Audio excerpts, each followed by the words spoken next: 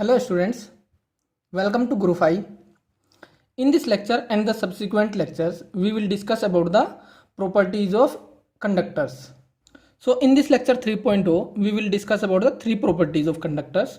One is electric field is zero inside the conducting material under electrostatic conditions. Second one is potential is constant at any point inside the conducting material and at its surface. And the third one is electric field is perpendicular to the surface of the conductor, charged conductor.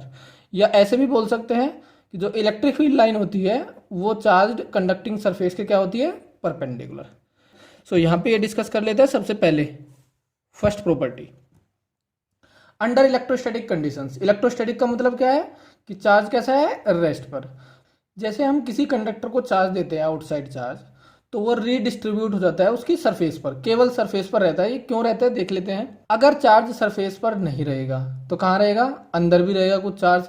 लेकिन अगर अंदर रहेगा charge, क्योंकि charge freely move कर सकता है conductors के अंदर, सो उनके बीच में फोर्स की वजह से चार्ज रिपेल होगा.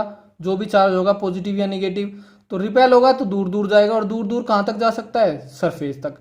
तो सरफेस पर रिडिस्ट्रीब्यूट हो जाएगा सारा का सारा चार्ज. और जब चार्ज रहेगा सरफेस पर तो अंदर चार्ज नहीं रहेगा. अंदर चार्ज नहीं रहेगा तो इलेक्ट्रिक फील्ड क्या होगा, जीरो. सपोज हमने एक कंडक्टिंग बॉडी ले ली है, इसको हमने चार्ज दिया outside, whether it is positive और निगेटिव. सपोज हमने पॉजिटिव चार्ज दे दिया, तो अगर हम अंदर कंसीडर कर लेते हैं charge, suppose positive positive charge है, तो वो क्या करेगा, रिपेल. लेकिन कंडक्टर के अंदर तो चार्ज मूव कर सकता है, तो उन दोनों के बीच में जो फोर्स है रिपल्सन का, उसकी वजह से चार्ज दूर दूर जाएगा. और कहाँ तक जाएगा, सरफेस तक. तो सरफेस पर रह जाएगा सारा चार्ज रिडिस्ट्रीब्यूट होकर, तो केवल सरफेस पर चार्ज रहेगा. सो इलेक्ट्रिक फील्ड जो होता है वो अंदर क्या होता है, कंडक्टिंग मटेरियल के, जीरो. क्योंकि अगर इन अंदर इलेक्ट्रिक फील्ड जीरो नहीं होगा, सो जो चार्ज पार्टिकल्स होंगे कंडक्टर के अंदर, क्या होते हैं, charge particles, electrons, free electrons, उन पे क्या लगेगा, इलेक्ट्रिक फोर्स. और अगर इलेक्ट्रिक फोर्स लगेगा तो चार्ज पार्टिकल मूव करेंगे. लेकिन चार्ज पार्टिकल तो अंडर इलेक्ट्रोस्टैटिक कंडीशंस मूव नहीं कर रहे, चार्जेस क्या है, रेस्ट पर. सो अंदर इलेक्ट्रिक फील्ड नॉन जीरो नहीं हो सकता. एक बार और समझ लीजिए इस चीज को.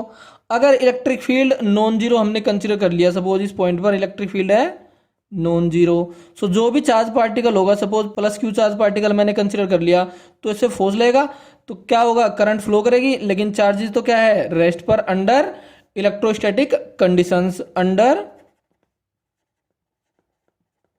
Electrostatic conditions charges are at rest. So if there is an electric field inside the conductor, then current will be non zero, क्योंकि चार्ज फ्लो करेगा. But it is not possible, या ऐसा नहीं होगा, अंडर इलेक्ट्रोस्टैटिक कंडीशंस. तो क्या होना चाहिए फिर, इलेक्ट्रिक फील्ड क्या होना चाहिए, zero. So electric field will be zero inside the conductor. अब हमें पता है सेकंड प्रॉपर्टी के लिए हम ये अप्लाई करेंगे, D V equal to minus E dot D R. क्योंकि इलेक्ट्रिक फील्ड जीरो है, सो डी वी की वैल्यू क्या आ गई, जीरो. इससे हमें पता चलता है कि जो पोटेंशियल है वो क्या होगा, कांस्टेंट. सो कंडक्टर के अंदर किसी भी पॉइंट पर अगर हमें पोटेंशियल चेक करना है तो वो हमेशा क्या आएगा, कांस्टेंट. और सरफेस पर भी कांस्टेंट. सो किसी भी कंडक्टर के अंदर हमेशा पोटेंशियल क्या रहता है, कांस्टेंट. अब हम बात करते हैं तीसरी प्रॉपर्टी की. अगर सरफेस पर लेंगे, क्योंकि कंडक्टर के अंदर इलेक्ट्रिक फील्ड तो जीरो है, तो बाहर कुछ ना कुछ होगा इलेक्ट्रिक फील्ड.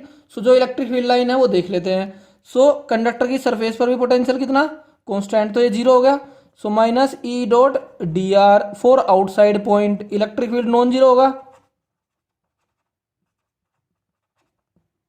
सो E dot D R zero. So ये डिस्प्लेसमेंट ले लिया हमने सरफेस के अलोंग. सो इन दोनों का डॉट प्रोडक्ट है zero. Electric field non zero, और ये डिस्प्लेसमेंट अलोंग द सरफेस भी नॉन जीरो, क्योंकि हमने सरफेस के दो पॉइंट लिए जिनके बीच में पोटेंशियल डिफरेंस कितना, जीरो.